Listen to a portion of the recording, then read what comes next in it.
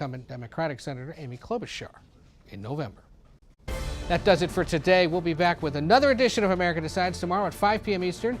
The Daily Report with John Dickerson starts right now.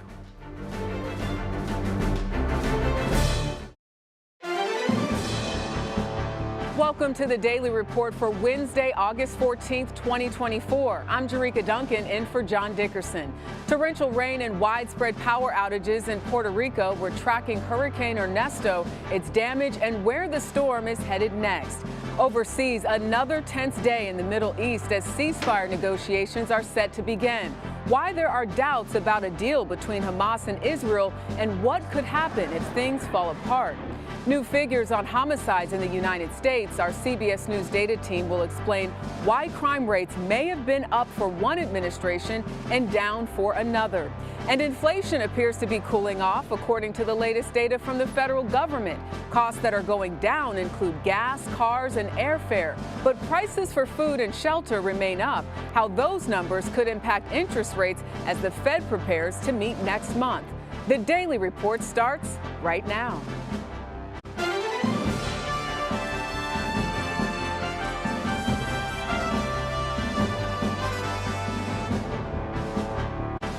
Hello, everyone, and thank you for joining us. We begin our report in the Caribbean, where Hurricane Ernesto is churning the waters after drenching Puerto Rico and the U.S. Virgin Islands.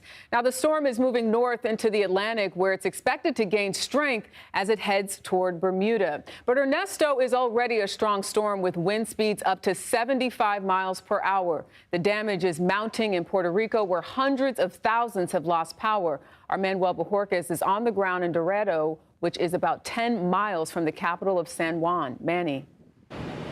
We've just arrived in Dorado. This is a neighborhood that's about a half hour outside of San Juan, and you can see a problem that is being multiplied over and over across the island. That, of course, being power lines and power poles that came down during the storm. So, of course, the power is out to this neighborhood, and we've noticed that authorities have blocked access to the road, but we weren't able to immediately notice the presence of power crews, and that's a big concern for people.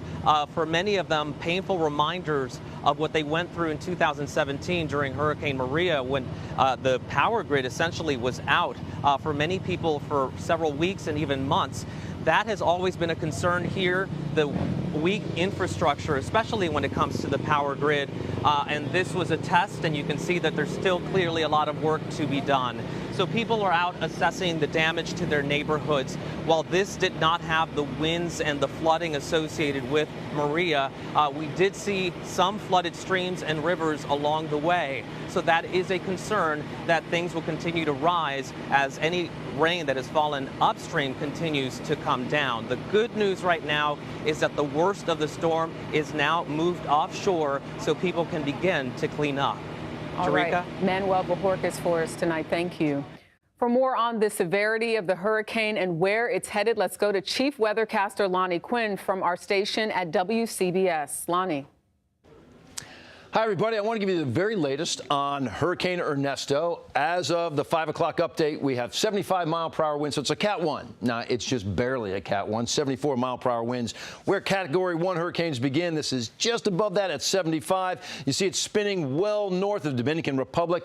If you take a peek at who's had the biggest hit in terms of rainfall, it has been the Virgin Islands and Puerto Rico. Puerto Rico still getting lashed by some of the outer bands, but the center is way up here. All right, so like I said, it is north of Hispaniola, moving to the north, and here's what we see happening. By the time you get to Thursday, all right, Thursday, 2 o'clock in the afternoon, well, now you're up to a Cat 2 with 100-mile-per-hour winds. By Friday, 3 p.m., now you're a Cat 3. It's a major hurricane south of Bermuda. As it gets closer and closer to Bermuda, we think it's going to lose a little bit of energy, maybe down to a Cat 2, but it's Bermuda who would deal with the strongest winds and the biggest storm surge. As far as the eastern seaboard, it's more the big waves that will emanate from the storm as it pushes to the north. All of this light blue coloring, those are 8 to 10-foot waves onshore, but you'll see that yellow that goes through even a little bit of red. Those could be 30-foot waves or bigger well offshore. So again, Bermuda next up and could be dealing with the worst situation with the waves and the rainfall. That's the very latest, but we get updates coming in as you go through the night. We'll have more coming up a little bit later. Right now, it's all yours. All right. Appreciate it, Lonnie. Thank you. Now to the war in Gaza, where a new round of ceasefire negotiations are scheduled to begin Thursday, despite Hamas leaders skipping the talks. Iran has vowed to attack Israel in retaliation for the death of a Hamas leader, but says a political ceasefire could delay that strike. CBS News foreign correspondent Ramy Inocencio is in Tel Aviv. Ramy? Jerika, good evening. We are on the eve of those ceasefire talks in Qatar's capital of Doha, but prospects for an agreement in at least the near future have dimmed after Hamas's representative in Lebanon told CBS News that it is not sending a delegation. But it is important to remind that Hamas has not totally pulled the plug on any talks. A diplomat with knowledge of tomorrow's negotiations told CBS News that Hamas is open to talking afterwards, depending on what comes out of them. Hamas says that at the core, they blame Israel for not replying to a proposal from July 2nd.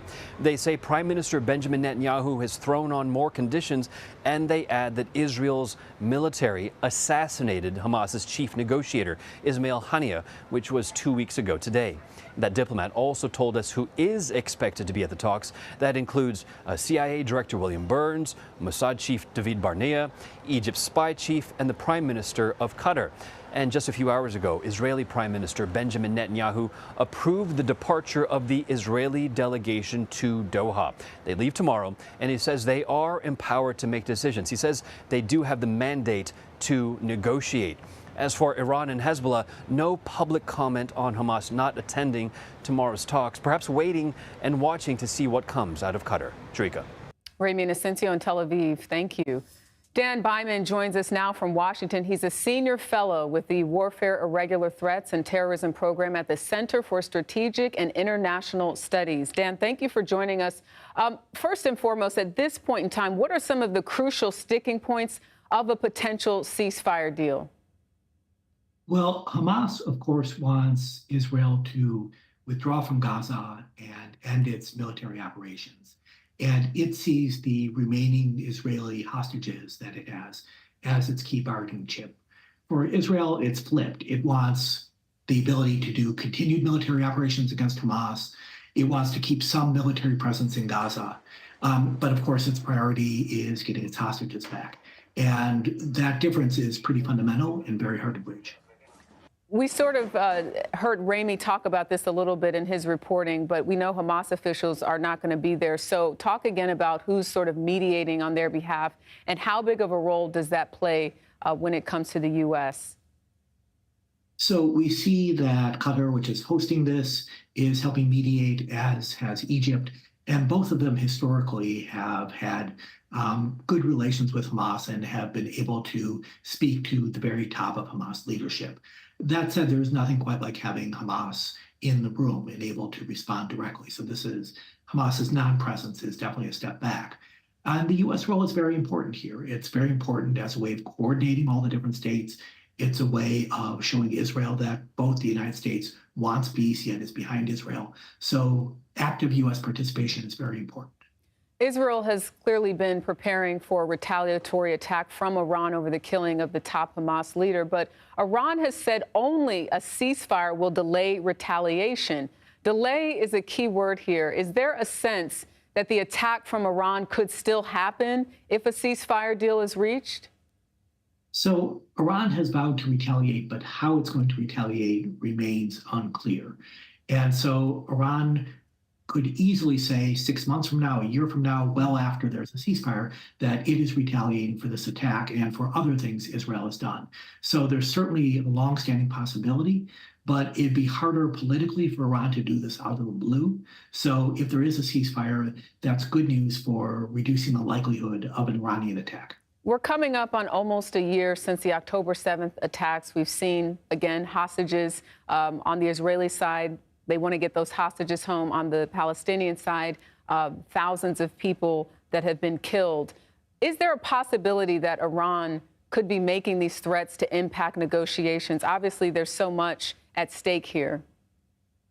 So Iran was humiliated by the recent Israeli assassination of a Palestinian leader in Tehran. It was at the very heart of the regime's security apparatus. So Iran's threats of retaliation are largely about its own embarrassment and its desire to shore up its credibility abroad, but especially among Iranian militants. So I think that's Iran's main focus right now. All right. Dan Byman, we appreciate your time. Thank you. Thanks for having me. As tensions runs high in the Middle East, U.S. forces came under fire in Syria Tuesday. The attempted rocket attack targeted the mission support site Euphrates in eastern Syria. There were no reports of damage or injuries. U.S. forces responded with indirect fire in the direction of the rockets. Defense officials did not specify who may have been behind the attack. Turning now to 2024, the presidential race, Vice President Kamala Harris's running mate, Governor Tim Walz, has accepted an invitation from CBS News for a vice presidential debate. CBS News gave 4 dates options in September and October. In a post on X Wednesday, Walz accepted one, saying, quote, "See you on October 1st, JD." His opponent, former President Donald Trump's running mate, Senator J.D. Vance, has not yet responded to our invitation. Meanwhile, former President Donald Trump hit the campaign trail in the battleground state of North Carolina Wednesday, where he gave remarks specifically about his economic agenda. Take a listen. With 4 more years of Harris, your finances will never recover. They're never going to recover. Our country will never recover, frankly, more importantly. It will be unrecoverable. Vote Trump and your incomes will soar, your savings will grow, young people will be able to afford a home, and we will bring back the American dream bigger, better, and stronger than ever before. His opponent, Vice President Kamala Harris, is also planning to speak in North Carolina later this week. She is expected to touch on her plan for the economy and highlight some of the successes of the Biden-Harris administration on the heels of a positive inflation report. We'll have more on the new data from the federal government in just a bit. But first, let's turn to our CBS News chief election and campaign correspondent, Robert Costa, to break all of this down for us. Robert, thanks for joining us. Inflation appears to be cooling. Both Trump and Harris are focusing on the economy during their North Carolina stops. How did Trump frame the economy, and what do you expect to hear from Harris about it? Great to be with you. Former President Trump today on the campaign trail in North Carolina framed the economy under President Biden and Vice President Harris as a disaster. But you saw sharp remarks today from President Biden at the White House saying that inflation is cooling and that the American people, and he also said the press, he believes, should be paying more attention to that issue. This is about a political standoff over the economy that is very much defining this 2024 presidential campaign. And sometimes the data drives the debate, but also the inflationary pain drives the debate in the sense of how people feel about prices at the grocery store, at the gas pump, even if that does not always correlate to the exact economic data that's out there. People are feeling that pain, and both parties are paying real close attention. They're sensitive to how voters feel about this issue, about high prices, and they're trying to address it in their own way. CBS News classified North Carolina as a swing state for the presidential election, but it hasn't voted for a Democratic president since Barack Obama's first term back in 2008. Does the Harris campaign really see, based on the conversations that you've had, do they really see this as up for grabs? And what is the strategy here? They look at North Carolina inside the Democratic Party, and they don't see in any way a guaranteed win, but they see opportunity. Look at the governor of North Carolina, Governor Cooper, a Democrat, someone who is seen as a sensible centrist by some traditional Republicans in the state. He's been able to build his own coalition in North Carolina by drawing not just from Democratic voters, but from independents and some Republicans.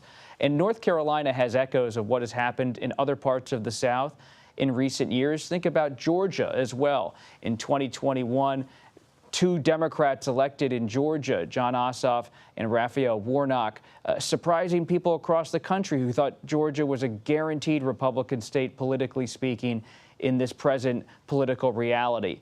But it's fluid in the Deep South. A lot of people have moved to the Deep South, to places like North Carolina. It's Research Triangle, technology in the Deep South, manufacturing, because it's a bit of a lower cost of living for many people. And because of that, it's changing the political outlook and demographics of that region, and that includes North Carolina.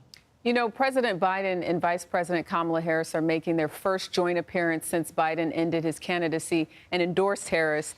It's not a campaign event, but when you spoke with the president last week, he told you that he does plan to campaign for Harris. Why do you think it's taken so long to see the two of them actually together? And what should we expect to see from Biden on the campaign trail? Based on my conversation with President Biden and with many of President Biden's top advisors and Vice President Harris's top advisors. This so-called delay or gap in campaign stops together is in no way representative of tensions between President Biden and Vice President Harris. It's more about President Biden being a political athlete for decades in American politics and recognizing that he needed to give some space to Vice President Harris to coalesce the Democrats together, to bring them together as the presumptive nominee ahead of this convention, now the nominee for the Democratic Party, and to do it without seeming like President Biden was leaning on the scale each and every way. He, of course, gave his endorsement to Vice President Harris, but she is now really showing her own political muscle by building this new coalition that includes the Biden coalition, but it also has her own fingerprints on different issues and different constituencies. Yeah, and it is an exciting time. I know it is for you, Robert. You've been all on top of both sides of these campaigns. Thank you so much for your time. Thank you. The Democratic National Convention kicks off next week. CBS News will have special coverage of the events in Chicago starting Monday, August 19th at 5 p.m. Eastern. A new report from Google says an Iranian-backed group is targeting U.S. presidential campaigns. The tech company's threat analysis group found in May and June that hackers were targeting dozens of official accounts associated with the president, vice president, and former President Donald Trump. Google says the group was able to successfully gain access to at least one high-profile political consultant's email. The company says it is still seeing some unsuccessful attempts to compromise personal information to this day. Minnesota Congresswoman Ilhan Omar broke the losing streak Tuesday for the young progressive wing of the House known as the Squad. Omar successfully defeated her primary challenger for the second primary in a row. She'll face Republican Dalia Al-Adikin in November's general election. Her win comes on the heels of two other Squad members, New York's Jamal Bowman and Missouri's Cori Bush, losing their primary races recently. Newly released government records show President Biden's son, Hunter Biden, asked the State Department for help securing a deal for a Ukrainian company. In 2016, when his father was vice president, Hunter wrote a letter to the U.S. ambassador to Italy asking if he could help set up a meeting between an Italian official and the Ukrainian energy company Burisma. Hunter was serving as a company board member back then, but ultimately no such meeting ever occurred.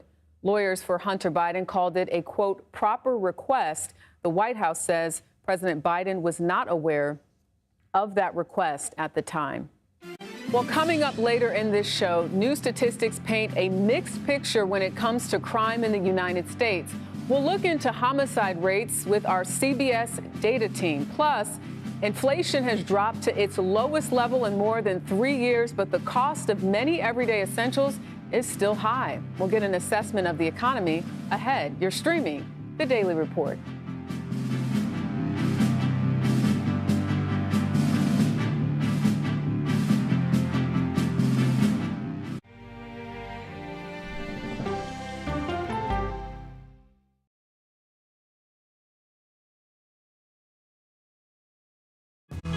Coming up, our series. Wait a minute. Tom, is that you working the camera? Keep leaning out of your close-up. Your morning routine just got better. CBS Mornings, weekdays at 7.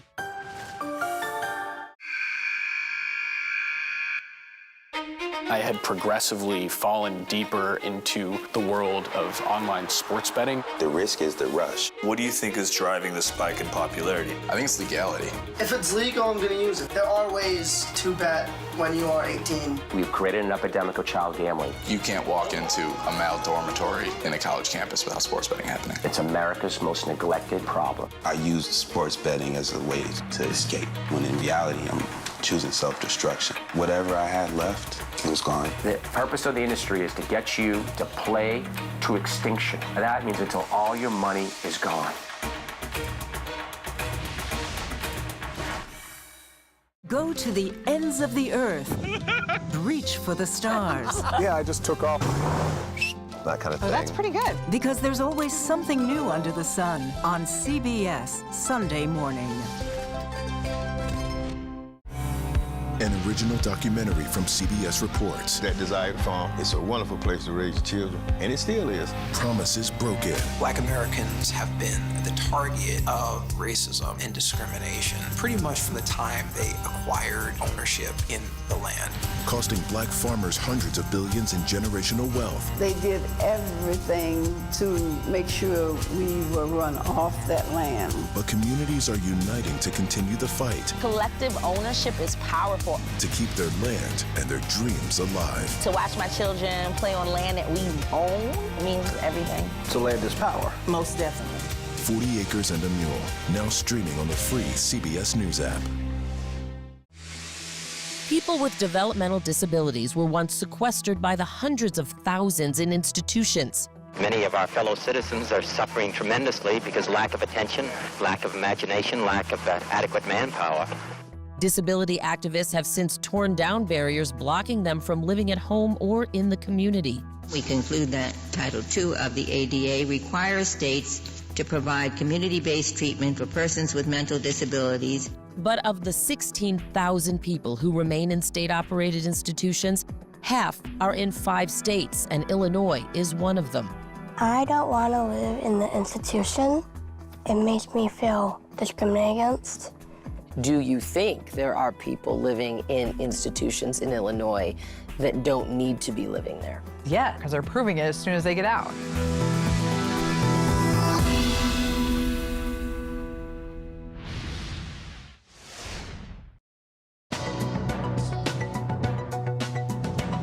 U.S. inflation has dropped to its lowest level in 3 years. According to the Bureau of Labor Statistics, prices rose 2.9% from July 20th to 23rd to July of 2023 to 2024. That's below what economists had predicted for the month and down from 3% in June. This also marks the smallest 12-month increase since March of 2021. For more on all of this, CBS News senior business and technology correspondent Jolene Kent joins me from Los Angeles. Jolene, what factors do you think contributed to the cooling in prices last month? Look, the good news, Derica, is that there were some major things that moved down. We're talking about gas prices actually going down, as well as the price of used cars, as well as new cars. Major items like that brought the average down. It was 2.9% year over year, so that was below economists' expectations, and the market liked it overall. Not a huge reaction today on Wall Street, but if you look at it and you think, oh, well, 2.9% is not that different than 3.0%, you're right. And prices have remained stubbornly high, and they continue to go up at a rate that, for most people, when it comes to their monthly budget, feels very much the same. And the reason for that is that costs for major, monthly items like auto insurance, for example, or going out to a restaurant remain high and going up at a higher rate. So while today is welcome news, it certainly isn't the whole, that headline number isn't the whole story when it comes to what you're paying for in your monthly budget, Derica. Yeah, and you just talked about some of those prices that have gone up. The Federal Reserve has hiked interest rates to their highest point in 23 years, trying to tame inflation. How might the Fed view this?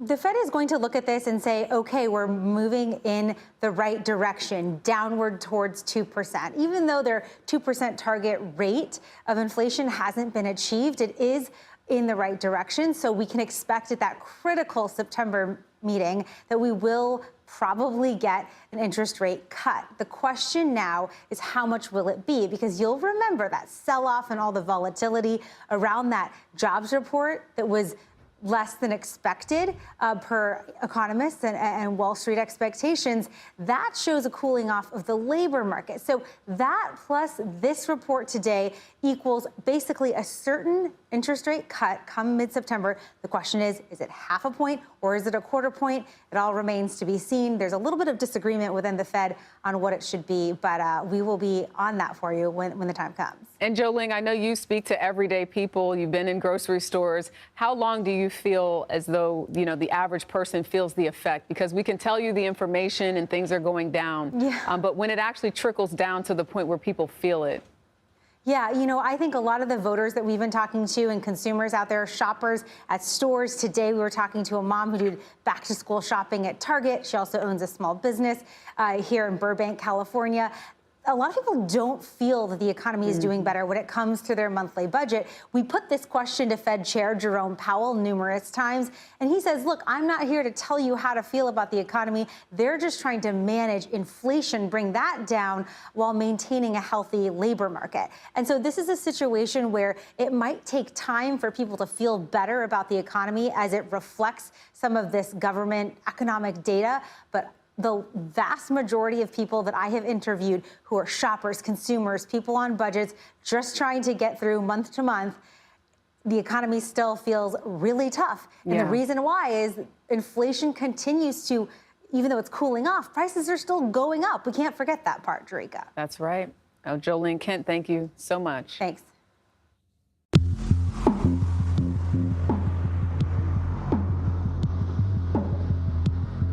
A new report finds that Instagram failed to remove 93% of hateful comments made toward female politicians.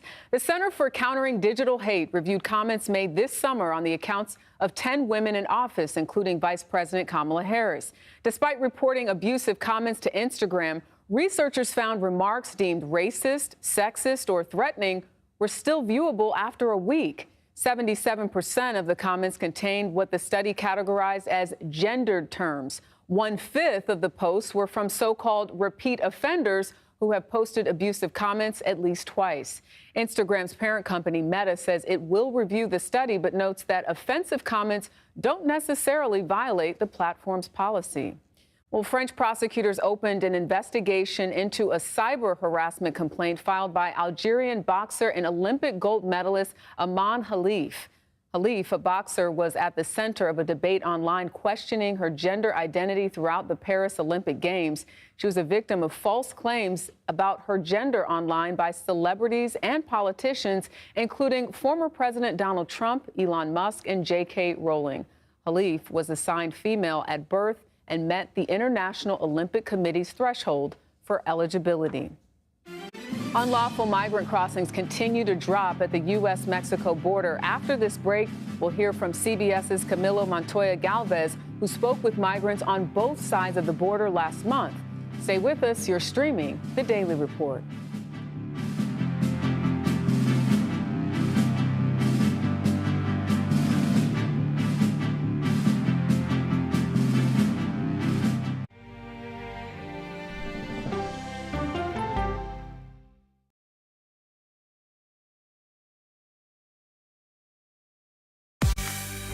On our places, bright, shiny faces. When you wake up in the morning, we want to be your go-to team. Nate has one of the quickest minds I've ever seen. Tony has a way of making people feel comfortable. Gail has this unbelievable knack to ask the question that you're asking at home. I've been told I could talk to a tree, and that's pretty much true. I don't go to work in the morning. I go for coffee with my two good friends, and we talk about the world. Your morning routine just got better. CBS Mornings, weekdays at 7. It didn't seem like anything could happen, because nothing ever happens in East Palestine, but it did. Authorities released toxic fumes from 5 derailed train cars. Resident, please evacuate. Acute bronchitis due to chemical fumes. Did you ever have these problems before the derailment? No, ma'am. This neighborhood's not safe no more. We can assure the community that there's not vinyl chloride entering their communities. Then why are there so many people feeling these various symptoms of bloody noses or difficulty breathing, bronchitis? That's a hard question to answer. We're talking about one of the most blatant releases of a mixture of some of the most toxic chemicals that we've seen in America. I feel like now I have a duty to warn other communities. If my daughter has to watch me die of cancer, at least it saves someone else.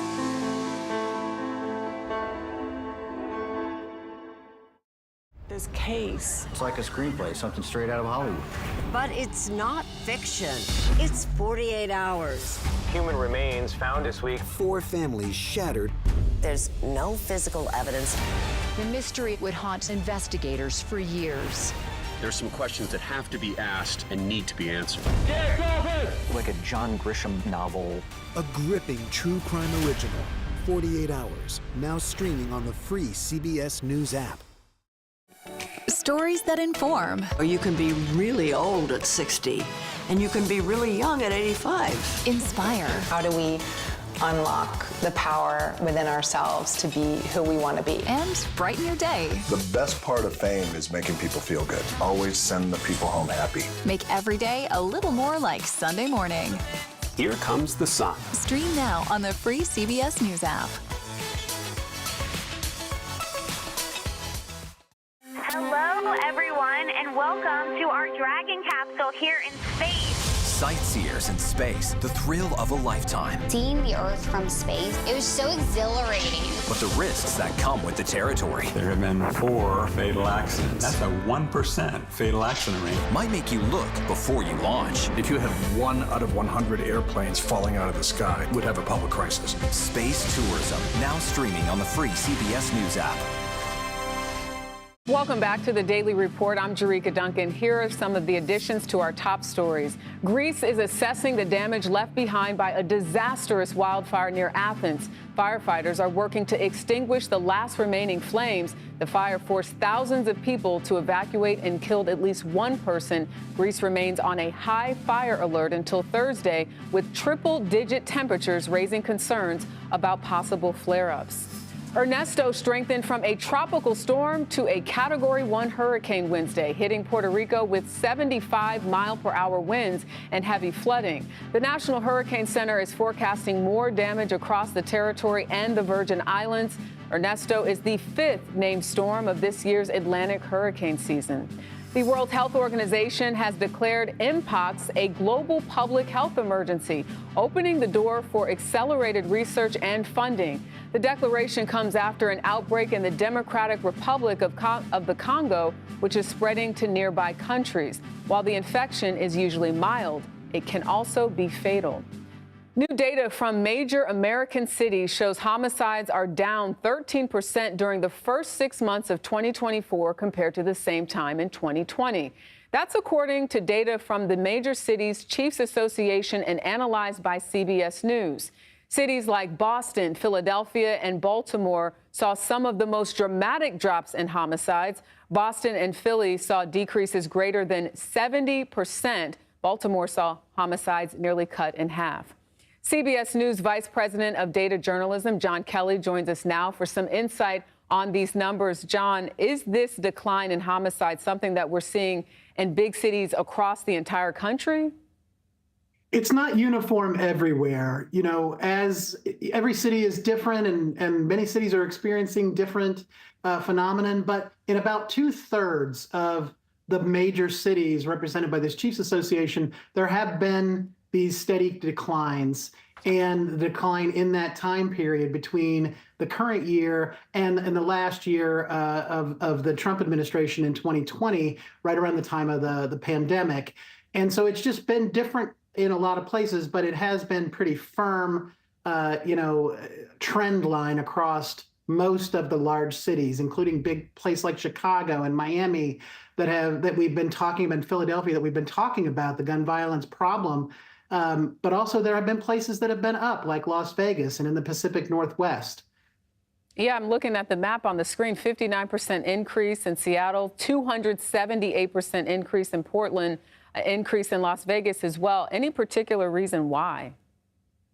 There's no, the trends are different everywhere. And in some of these places, the actual number of cases is smaller. And so the percentage increases can seem really large, but every place is experiencing, different phenomenon and different, causes of some of these issues. And so, it is difficult to really pin down. If you talked to police chiefs or to their representatives, they would say it's difficult to pin this on 1 or 2 causes. It's more a myriad of causes. When you think about the presidential campaign and sort of the time that we're in, how do you think presidential candidates could use this information on the campaign trail? Well, certainly, there's been a narrative that's been built around gun violence and homicides, being out of control by one of the candidates. And one of the things about the data is that it shows that the story is more layered and nuanced than that it's different from place to place, and that overall, not only is it down from the time when President Trump was in office last in 2020, but it's down pretty significantly in many places. And the trend has been accelerating to some degree. It's been holding, where there have been year after year after year of steady decreases in some of these cities where there's been progress made on this issue. But you will see candidates and pundits throughout the course of the election season cherry picking individual states or individual cities and individual statistics and trying to paint a broad picture of something that's just not monolithic across the country. It's very diverse. All right. Well, always good to have those numbers so we can assess and figure out changes that need to be made. At least that's the problem for the police chiefs in those cities. John Kelly, thank you so much. Thank you. After soaring to record levels in the past 3 years, migrant crossings along the U.S.-Mexico border have plummeted this year. July saw the lowest level in illegal border crossings since September of 2020 during the Trump administration. CBS News immigration and politics reporter Camilo Montoya Galvez traveled to the Arizona border as well as Mexico to try to better understand this dramatic shift. Inside this shelter in Nogales, Mexico, we met dozens of migrants desperate to enter the U.S. There's no way to say, I am going back and everything will be okay. Miguel Flores, a migrant from Mexico, told us. On the U.S. side of the border, the situation was starkly different. We're at a makeshift migrant encampment near Sassabee, Arizona, along the border with Mexico.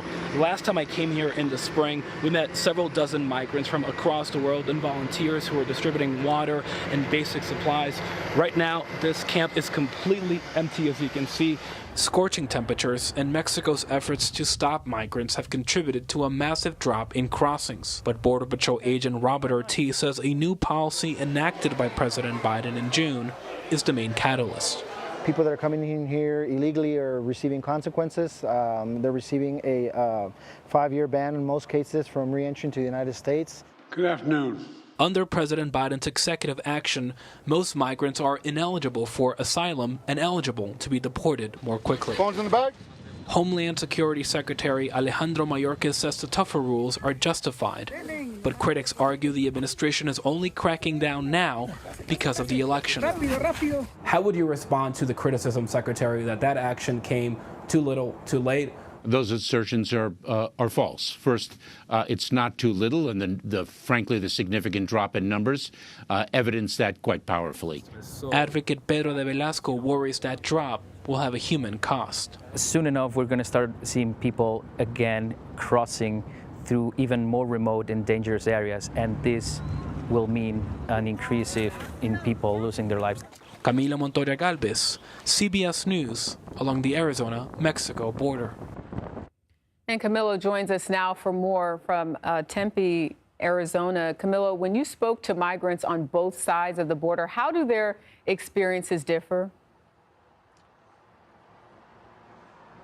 Hi, Jerika. Over the past years, we have done several ride-alongs with Border Patrol and Customs and Border Protection, but this was the first time that we did not encounter a single migrant, and we were with the agency for several hours on an entire day. We did not see a single migrant or asylum seeker, but once we crossed to the Mexican side of the border, we saw that the situation there was dramatically different. We met dozens of migrants, many of them families with young children, Jerika, inside a shelter run by the Kino Border Initiative in Nogales, Mexico. And many of these migrants had recently been deported from the U.S. under that crackdown on asylum by President Biden that was enacted in June. And many of them were also waiting for an appointment to enter the U.S. through a phone app that the Biden administration is using to coordinate arrivals at legal entry points along the border,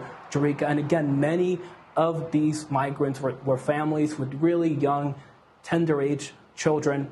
And without a place like the Kino Border Initiative, many of these migrants would go hungry and they would not have a place to sleep or to get medical attention. So the work that volunteers and advocates do on the ground is critical there, and the humanitarian challenges in Mexico were quite clear. So in many ways, Jerika, the humanitarian crisis of migration has shifted to the other side of the border in Mexico. Being able to be that close up on some of the stories that you're hearing from people, what does that tell you about the desperation to hear from families who were deported, but yet they're trying again. And you said many of them have families, many of the migrants you spoke to on the Mexican side? Yes, that is right. And again, while crossings into the U.S. have plummeted dramatically this year, there is still a massive bottleneck of migrants in Mexico, particularly in northern Mexican cities like Nogales, Tijuana, Matamoros, Reynosa, and Ciudad Juarez, where tens of thousands of migrants are estimated to be waiting to get that coveted appointment through the app. That app allows roughly 1,500 people per day, Jerica, to be processed by U.S. officials. That is a significant number, and it is unprecedented for the U.S. government, but it still is not enough to meet the very high demand among people who are desperate to come here and who are in Mexico. Many migrants are still traversing the entirety of Latin America, including the notorious Darien jungle between Panama and Colombia to get here. And so, again, while crossings along the U.S. border are down, and that is good news politically for the Biden administration, there is still a humanitarian crisis in Mexico that we cannot overlook. Definitely sounds like it. I mean, it's right there at the border. Camilo Montoya Galvez, thank you for your reporting. Ukrainian forces say they've advanced further into Russia territory as part of its surprise cross-border offensive. The head of Ukraine's military said Wednesday they had moved about 1 mile deeper into Russia's Korsk region. Ukraine also claims it has taken more than 100 Russian soldiers prisoners and destroyed a Russian bomber jet. Kyiv's incursion started last week. Russia has evacuated more than 100,000 people from the surrounding areas, with plans to evacuate about 60,000 more in the coming days. The Prime Minister of Japan will leave his position next month. Fumio Kishida said Wednesday he will not be running in the country's party leadership contest. Kishida was elected in October of 2021. He has seen his approval rating drop recently, due in part to a corruption scandal within his Liberal Democratic Party. For now, it is unclear who will succeed him, but he did say he would support the next prime minister. Well, coming up, a family's fight for answers. We'll speak with the mother and attorney in the case of Noah Bush as they demand accountability for the 8-year-old's death. You're streaming The Daily Report.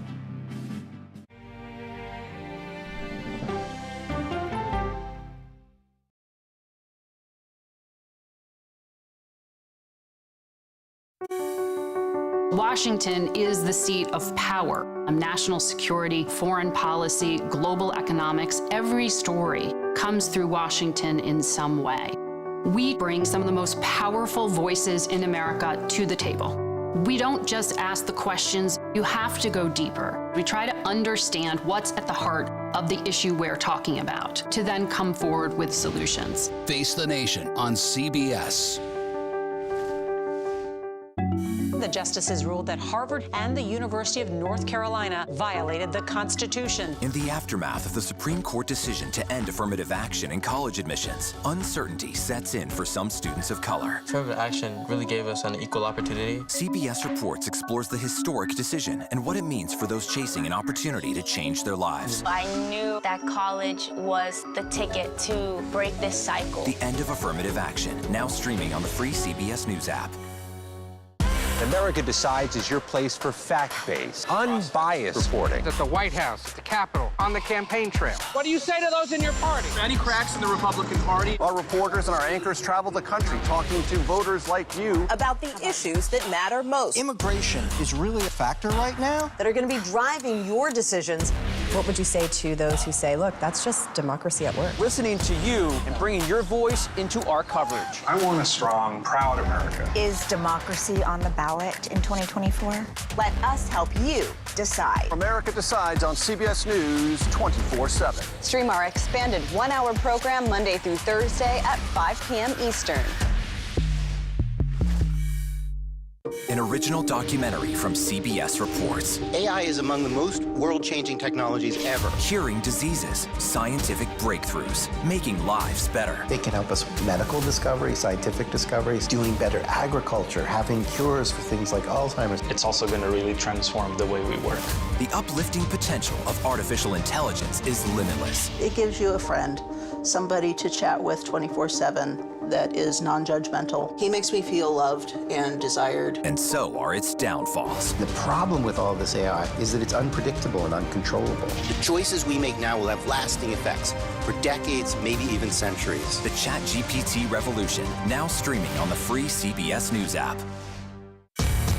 We are about to see American weapons in the hands of Mexican cartels. A gun pipeline to Mexico. We are arming the cartels. 100%, no doubt about it. Happening right under our noses. Who's doing something about this? Nobody. A CBS Reports exclusive. Most Americans have no idea that we are effectively arming the enemy next door. This is the story the American people need to know. Arming cartels, now streaming on the free CBS News app. 3 months, a family in southern Georgia has been fighting for justice and accountability over the drowning of 8-year-old Noah Bush. Authorities initially ruled his death an accident. Nearly 2 months later, they filed charges against 2 boys ages 10 and 11. Both were accused of concealing the death of another person and trespassing. The 10-year-old boy was sentenced to the maximum of 2 years in juvenile detention. The 11-year-old faces more serious charge of involuntary manslaughter. He's scheduled to appear in court next week. His mother, Natalie Hardison, was also arrested as well for making false statements. The public defender's office representing the boys declined to comment. Noah's second-grade teacher wrote this about her student on a GoFundMe page, saying, quote, "Noah was an intelligent, kind, and a loving child. His light was radiant, and his smile was infectious. He will be missed so much, and this loss will leave a hole in so many hearts."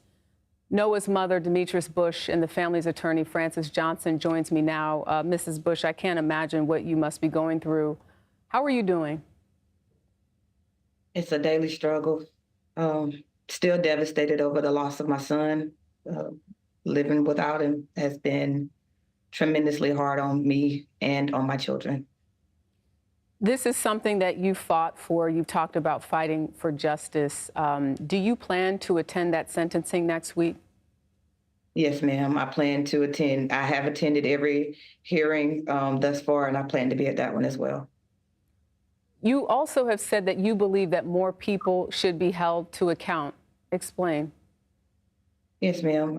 As far as concealing, I do believe that the parents were very much aware of where my son was, and they allowed us to search all night and into the next morning for my son, instead of just calling 911 in the beginning or simply just, telling us where he was so that we could get him. It's more to it than just, This is a part of what makes this case so tragic, is that the adults took and had a part in concealing the death of Noah Bush, and then some of them even walked around that night with the Bush family pretending to look for him when they knew that he was under the water in that barrel pit.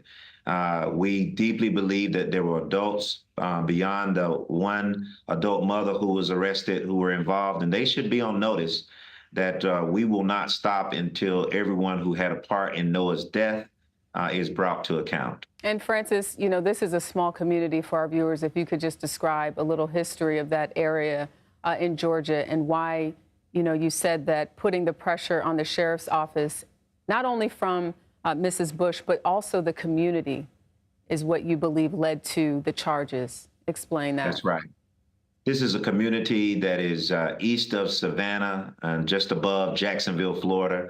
It is the same area, same judicial circuit that the Ahmaud Arbery case stemmed from.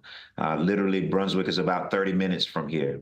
The same district attorney's office, but a different district attorney. The district attorney in the case of Ahmaud Arbery was voted out of office, and a new district attorney has been put in place, Keith Higgins. We think that was pivotal in this case. When we brought what we uncovered as a law firm to Keith Higgins, he was already on this matter. And of course, I think that changed the course of this. Of course, it took longer for the case to be broken for the Ahmaud Arbery case. In 55 days, this case went from the sheriff declaring this to be an accidental drowning to the sheriff having to come to this mother and say what you believed was true, that this in fact was a homicide, and we believe that there's still more to be uncovered in this case. How disturbing is it to think about a 10 and an 11-year-old being responsible for your son's death?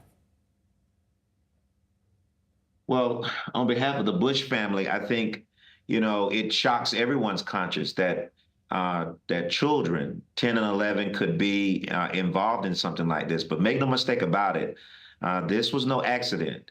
We deeply believe that Noah was lured away by a so-called friend and then confronted by a person who he had previously been engaged in some racial animus and fighting, led by a knife point down to this barrel pit where they fought him, held him underwater, and drowned him.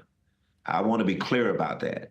And then the parents helped to conceal this by putting the children to bed, throwing away their clothing, and then pretending like they didn't know what happened. This is a dastardly deed.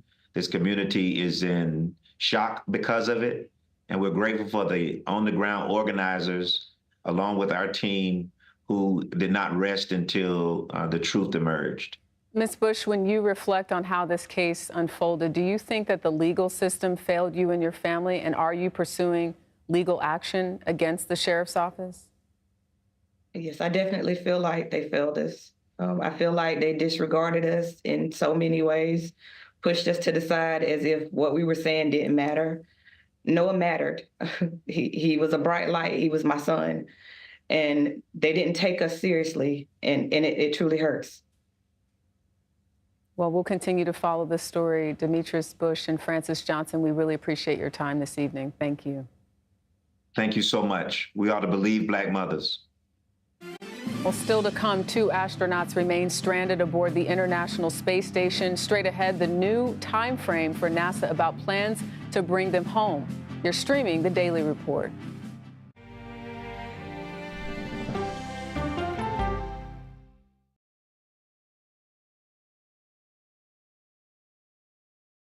Go to the ends of the earth. Right now. We got something crazy. And reach for the stars. Here we are. Time. Yes, it's my comeback. Hey, this is pretty fun. But wait, there's more. Experience thought-provoking. Welcome to the idea of being a human being. Innovative and truly original reporting. Look through a telescope and go, wow. Because there's always something new under the sun on CBS Sunday morning. At this moment, terrorists could be plotting another attack. 9/11 triggered a counter-terrorist system that included a secret database. This person needs a closer look. A growing list of nearly 2 million people, including some Americans who say they're innocent. For 1 hour flight, I have to spend 6 hours to go and come back. CBS Reports explores the system, the people responsible for it, and those pushing for change. I'm not fighting against them. I'm fighting for them to do the right thing. The Watch List, now streaming on the free CBS News app. Don't miss true crime anytime you want, anywhere you go. With the 48 Hours podcast. Real crimes, real lives, real justice. There's some questions that have to be asked and need to be answered. Listen to 48 Hours on Apple Podcasts. An original documentary from CBS Reports. Imagine yourself in Manhattan with no police, no army, no mayor. The people of Haiti stare down poverty, corruption, natural disasters, and violence. 90% of the guns that are used by gangs in Haiti are American guns. But with an unbreakable spirit and eternal optimism. There are days where I cry, but we can't be discouraged. We still believe in Haiti. They're still able to look ahead with hope. Haiti is on the brink of transformation, a radical shift. Haitians are coming together and saying things must change. Fighting for Haiti, now streaming on the free CBS News app. Hey there, welcome to The Uplift. I thought she was a groom, and I stepped back and I went, oh, you're the queen. She's gonna be with me every instant that I'm alive. I just wanted to see if you'd go to Disneyland with me today. I look over at him and he's smiling. I'm gonna remember that the rest of my life. They told us when he was gonna be born, he was only gonna live for 30 minutes. It's really a miracle that he's with us today. The Uplift, stream now on the free CBS News app. When you wake up in the morning, we want to be your go-to team. On our places, bright, shiny faces. I don't go to work in the morning. I go for coffee with my two good friends, and we talk about the world. Your morning routine just got better. CBS Mornings. A CBS News investigation. People looking for love, finding their life savings gone. This could happen to anybody. And sometimes losing their lives. Anything for love. Now streaming on the free CBS News app.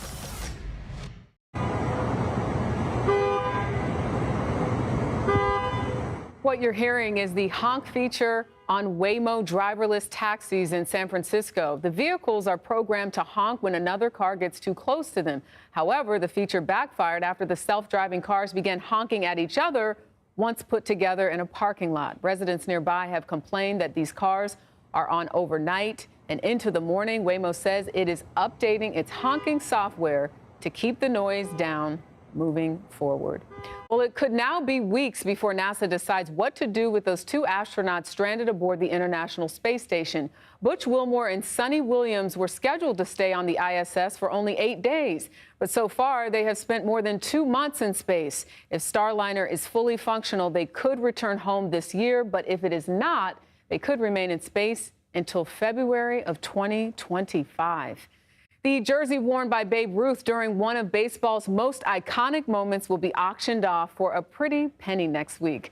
Ruth wore this jersey during the 1932 World Series. In one picture, he is seen pointing his bat toward the fence. He then scored a home run on the very next pitch. It's referred to as the, quote, called shot. It is one of the many memorable moments from Ruth's Hall of Fame career. Auction experts believe that the jersey, get this, can sell for up to $30 million.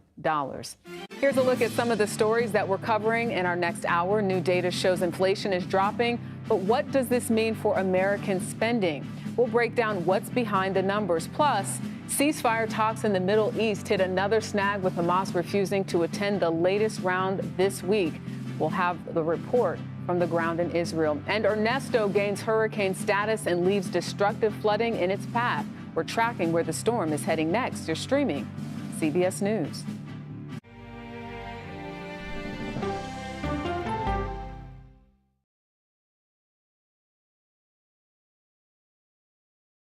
Okay, so let's just start at the beginning. Well, let me start with this. What is at stake here? What is the answer then? Do you know why? You want me to just keep going? Is that a good thing or a bad thing? Were there death threats? How is this possible? What's wrong with that argument? Are you saying they lied? Have you told the government that? Why won't you say the word crisis? You're not answering my question. Is that scary?